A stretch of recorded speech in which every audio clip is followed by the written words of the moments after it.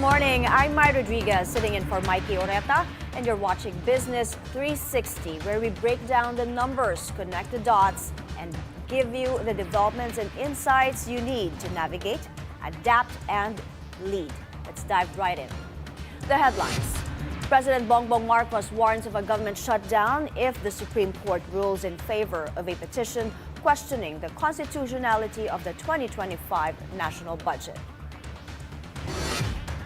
More than 40 bodies have been recovered from the Potomac River in Washington after a passenger plane and a military helicopter collided. And veteran lawmaker Edcel Lagman passes away. He was 82 years old. First, let's take a look at how financial markets performed overnight. U.S. stocks ended higher on Thursday as investors digested key earnings reports with upbeat comments from Tesla, helping to offset a disappointing forecast from Microsoft. Indices briefly lost ground late in the session after U.S. President Donald Trump repeated that Washington will impose a 25% tariff on imports from Mexico and Canada. Today, I think markets are somewhat distracted by the tragedy that occurred last night. As I watch many of the news channels and many of the financial news channels, that's what the focus continues to be on. We've had companies' earnings reports and some interesting news come out of firms like UPS. But I think the market is somewhat distracted. The S&P 500 gained 0.53%. The Nasdaq Composite also up by 0.25%. The Dow Jones Industrial Average also gained 0.38%.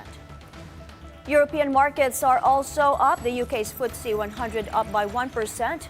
Germany's DAX also up by nearly 0.5%, while France's CAC 40 gained 0.88%. President Bongbong Marcos warns of a government shutdown if the Supreme Court rules in favor of a petition questioning the constitutionality of the 2025 national budget. This was his reply when asked by media if there are contingencies should the Supreme Court rule against the administration on the petition questioning the constitutionality of the 2025 budget. He added that Solicitor General Bernardo Guevara, who will argue for the government, believes they are on solid ground when it comes to the constitutionality of the budget. Just in case lang, sir, na pumabor, not in favor of the admin, yung decision ng Supreme Court, meron po ba tayong contingency? No. We shut down everything. I guess that's what they want. They want the government to cease working. So yung matuloy yung kanilang mga destabilization na ginagawa. On Tuesday, Davao Representative Isidro Ungab, former Executive Secretary Vic Rodriguez, and several others raised several violations of the Constitution with the approval of the 2025 budget. These include the supposed blank items in the Bicameral Conference Committee report of the spending plan. Named as respondents in the petition were the House of Representatives, headed by Speaker Martin Romualdez, the Senate of the Philippines, represented by President Francis Escudero, and Executive Secretary Lucas Bersamin. President Bongbong Marcos has a message to China amid its criticism about the United States' Typhoon missile system here in the Philippines. In an ambush interview in Cebu, the president says he's ready to return the missile system to the U.S. on one condition. Let's make a deal with China. Stop claiming our territory. Stop harassing our fishermen and let them have a living. Stop ramming our boats. Stop water cannoning our people. Stop firing lasers at us. And stop your aggressive and coercive behavior. And return the Typhoon missiles. Tigil nila yung ginagawa nila, babalik ko lahat yan. He also questioned why China is interfering on the issue. The comments on the Typhoon missile system. And their missile systems are 1,000 times more powerful than what we have. Philippines to return America's missile system, saying it could trigger a geopolitical confrontation and an arms race. Senator Risa Ontiveros questioning the Maharlika Investment Corporation for purchasing a stake at the National Grid Corporation of the Philippines. In a statement, Ontiveros says if the government wants to influence the dealings within the NGCP through additional board seats, why not return the NGCP system operation function to the state instead?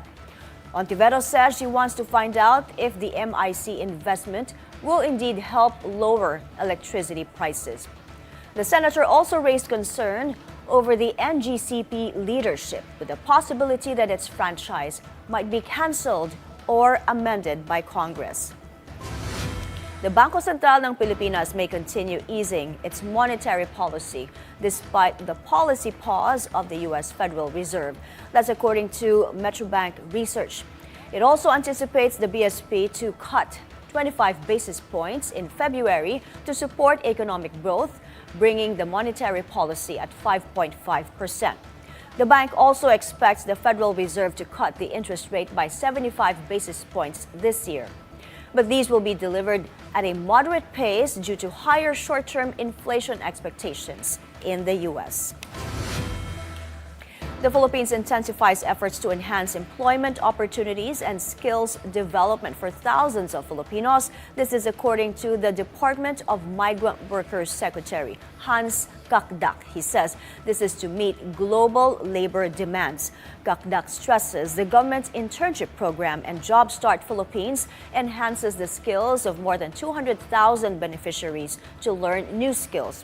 He also emphasizes the strong bilateral agreements with countries like Saudi Arabia, Kuwait, and Qatar in providing opportunities for Filipino workers. The National Economic and Development Authority stresses the need to encourage more investments in sectors that require workers with higher level skills after the country failed to meet its economic growth target for the second consecutive year. Sujin Kim reports. The Philippine government has missed its economic growth target for the second consecutive year. The economy expanded by 5.2% in the last quarter of 2024, dragging full-year growth to 5.6%, falling short of the revised target of 6 to 6.5%. But officials argue the Philippines remains competitive in the region. Now, while this falls short of our target growth rate of 6 to 6.5%, we are positioned as the third fastest growing economy in the region, trailing Vietnam at 7.5%, China at 5.4%, but outpacing Malaysia at 4.8%. Several factors slowed down growth last year, including sluggish investment flows, weaker household consumption, and the impact of multiple typhoons on agriculture. The manufacturing sector also struggled due to geopolitical uncertainty. The agriculture sector in particular faced several setbacks, particularly between late October and until mid-November, when 6 typhoons struck the country in succession. Consumer spending, a key driver of the economy, also lost momentum, slowing to 4.8% in 2024 compared to 5.6% in 2023. This despite the government pouring billions into aid programs like AKAP to support households. Rising food prices, particularly for vegetables, further ate into disposable income. While spending on tourism and transportation rose, it wasn't enough to offset the overall decline in household consumption. Prices are still stubbornly high, yes.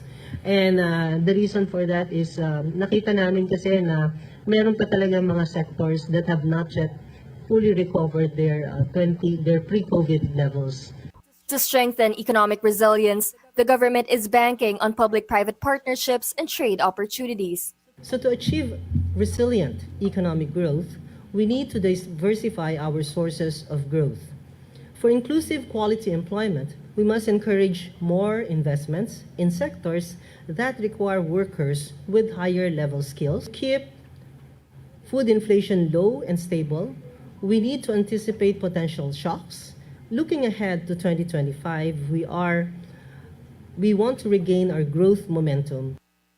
Infrastructure projects are expected to lead the country's economic recovery moving forward. Sujin Kim, Bilyonaryo News Channel. As we dive deep into the country's economic growth, we'll be closely watching how this will impact figures this year. We're joined via Zoom today by Jonathan Ravela, Senior Advisor at Reyes de Candong and Company. Good morning, Jonathan. Thanks for joining us today. Good morning, Mai. So help us understand the sectors that drove last year's figures. 5.6% growth for the whole of 2024. What's the reason behind this expansion? Before we go to the challenges that prevented us from prevented the economy from reaching its full potential. So basically, last year we eventually saw the recovery in government spending. So coming from a 5.9%. 0.6%, it went to as high as 7.2% in terms of government. And investments grew from 5.9% to 7.5%. So this is eventually two of the major drivers from the demand side that eventually brought the economy forward, as well as the improvement in industry and eventually still the very strong services sector. Although the impact was really a bit slower for the services sector. Mm-hmm. Okay, so we heard from the government side on why we failed to reach the target. The target was 6 to 6.5%. We heard from the government side. What do you think was the reason behind this? Oh, well, basically, I guess one of them is really the inflation expectations, despite that it has gone towards 2 to 4%, inflation expectations remain on the upside. People are still feeling the high prices, and this is, I think, also created the expectations of a slower cut in the policy rates of the central bank. So, meaning cost of doing business remained high and elevated and was very different from the expectations at the early part of the year where people were expecting the U.S. Fed to cut more aggressively than more than 100 basis points. But the Fed delivered 100 basis points. We failed to deliver the 100 basis points. We've only done 75 basis points. Mm-hmm. All right, the budget secretary said this still makes the Philippines one of the fastest growing economies in the Asia-Pacific region. Do you think this will hold this year? Well, basically, if we look at the fourth quarter, following Vietnam, yes, we're still the second, but at 5.2%. However, that's actually neck and neck with Indonesia. So if we look at the potential drivers for 2025, you have just infrastructure spending. Hopefully, we're expecting recovery of the consumer sector. Hopefully, we'll be able to trump inflation, but again, that remains a challenge in the near term. And of course, we're expecting the tailwinds from the national election spending. So that should try to cling to close to a 6% GDP growth. But it remains a challenge given the external factor of Trump's trade war. Yes. So what is your growth forecast for the first quarter of 2025? Oh, we're basically looking at least looking at around a recovery of at least 5.5%. And for the full year, we're looking at least between 5.8 to around 6.3. So the best case is around 6.3. The baseline view is a 6%. At worst, is 5.8%. Right. Okay. The NEDA said the U.S. aid freeze will have minimal effect. Will have minimal effect on the Philippine economy. Do you agree? Yes. I think the key factor really is we need to push through with the infrastructure program because this will eventually entail the support for the manufacturing sector, which hopefully will deliver a new set of jobs and at the same time attract foreign investment, especially now that the peso is slightly weaker. Mm-hmm. All right, final question. How will the Trump policies, especially on tariffs, how will this affect us? Oh, well, basically, again, it will make Philippine exports more costly. At the same time, and the challenges, of course, is that other countries that will be levied tax will create a a reason for them to devalue their currency so that they will be more competitive. And the end result of a Trump trade tariff will basically mean competitive devaluation. So we will see this mostly in emerging market currency, therefore causing the dollar to strengthen. And this is supported by the pause of the Fed, which will mean a stronger dollar. So over the next few months, and if Trump really indeed goes through with the 25% tomorrow, which is his self-imposed deadline, then that could create the beginning of a more aggressive dollar stance. All right. Thanks, Jonathan. Thanks for your insights. All right. Thank you. Good Jonathan morning. Rovelas of Reyes, Tacondong and Company. We're taking a quick break. Stay with us as we dive deep into the numbers and narratives that matter most to your bottom line.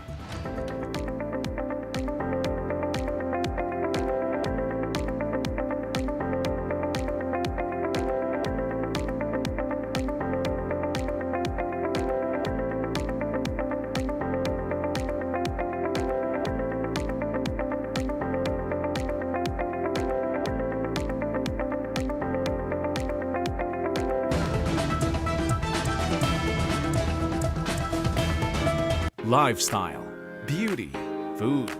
We got you. If you want a gift that gives back, memories that is, this one is on my wish list too. Join Marie Lozano where she uncovers the untold stories and surprises in the world of lifestyle. I had already accepted my excess baggage fate. Time to show me what you're really about. The Lifestyle Lab on BNC, the Bilyonaryo News Channel. Good morning, everyone! Singing. We want to be every morning. Hello, I'm Paolo Del Rosario. Let's get you up to speed with some news that you could use right now. Rise and shine, beautiful people. I'm Ann Asis Carrillo. And I'm Monique Suzan. Your mornings are low fun with us. So excited to bring it all here for you. Make this day an unforgettable one by choosing joy and spreading kindness wherever you go. Only here on It's a Beautiful Day.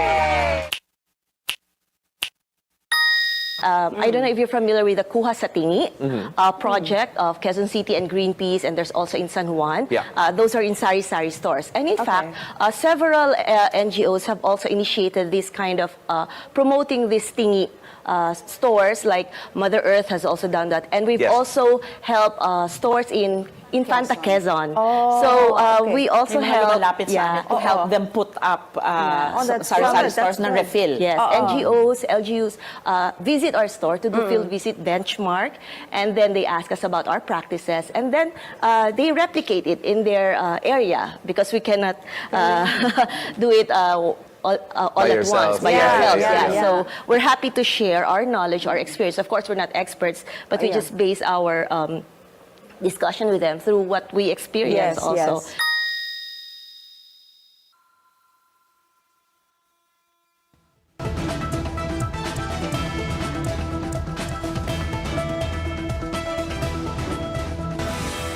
Welcome back to Business 360. Trading at the Philippine Stock Exchange opened earlier. Let's look at the initial figures. The main index currently trading at 61.24 from yesterday's close of 61.07. Those in the red are financials, 0.26%, industrial down 0.2%. Also, the property sub-index down by 0.41%. Those in the green are the all shares, 0.14%, holding firms 0.28%, services 0.4%, and mining and oil also up 0.3%. Value turnover is currently at 1.1 billion, advancers outpacing losers 68 to 60. Currently, 41 issues are unchanged. Meanwhile, at the foreign exchange market, the peso opens weaker at 58.43 against the dollar compared to its previous close of 58.28. The peso-dollar exchange rate may overshoot the government's assumption until 2026. This is according to the Bangko Sentral ng Pilipinas in its latest monetary policy report. The BSP explains this is amid expectations of slower rate cuts by the U.S. Federal Reserve. The Development Budget Coordination Committee, or DBCC, expects the foreign exchange rate to be around 56 to 58 pesos per dollar for 2025 and 55 to 58 pesos next year. U.S. President Donald Trump says there were no survivors after a mid-air collision between an American Airlines regional jet, the U.S. Army Black Hawk helicopter in the Washington, D.C. area on Wednesday. More than 40 bodies have been recovered so far. A probe is being conducted by the National Transportation Safety Board. It expects to release a preliminary report within 30 days. Experts say both the pilots aboard American Airlines flight and the military pilots in the Black Hawk would have been used to navigating the complex airspace, adding that it is too soon to speculate on a cause of the air mishap. The aircraft, which was flying from Wichita, Kansas, was carrying 64 people, while 3 soldiers were on board the helicopter. U.S. President Donald Trump blames the Federal Aviation Administration's efforts to hire a more diverse workforce to the mid-air collision in Washington, but he did not provide evidence for this. When asked how he could blame diversity, equity, and inclusion hiring for the crash, Trump said he has common sense. The president's comments drew swift criticism from aviation safety experts, disability rights advocates, and Democratic lawmakers. He has issued an executive memorandum directing his administration to assess and undo diversity initiatives in aviation safety roles. That incompetence may have played a role. Are you aware of any performance issues or disciplinary actions that were taken against anyone who was working the tower last night or flying the plane? No, and I hope that's not the case in this case, but certainly over the years it's been the case. And it's the case with respect to close calls, and it's the case with respect to circling for hours on end. You know, planes circle a lot, and they circle because the people bringing them down, these people that have to be very, very smart, and it's not based on anything other than the brain. We need the smartest people. We need both psychologically smart and just brilliant, period. And we are going to have them in our control towers. We are going to have the most competent people in the country in our control towers, not people that are there for any other reason. Albay 1st District Representative and Liberal Party President Edcel Lagman has died. He was 82. A feisty lawmaker, he fought for reproductive health, human rights, and social justice. Hanati tells us more. On January 30 at 5:01 p.m., Albay 1st District Representative Edcel Lagman passed on. Born on May 1, 1942, in Malinao, Albay, Lagman's path to public service began in law. He was a graduate of the University of the Philippines, Diliman, and was one of the country's sharpest legal minds. As a human rights lawyer, he defended martial law victims and fought for social justice. In 1987, he stepped into Congress, representing Albay's 1st District, and started a 3-decade-long career across multiple terms. Throughout his tenure, he was known as a principal author of landmark laws, including the Responsible Parenthood and Reproductive Health Act of 2012, which ensured public access to contraception and maternal health care. But his legislative journey was never easy. In 2010, he became House Minority Leader, holding the line against policies he believed were anti-democratic. He opposed the return of the death penalty, fought for freedom of information, and stood by the Soji Equality Bill, a controversial measure granting protection to the LGBTQ+ community. Even after his term ended in 2013, Lagman remained a political force. He made a comeback in 2016 and continued championing the laws he believed in.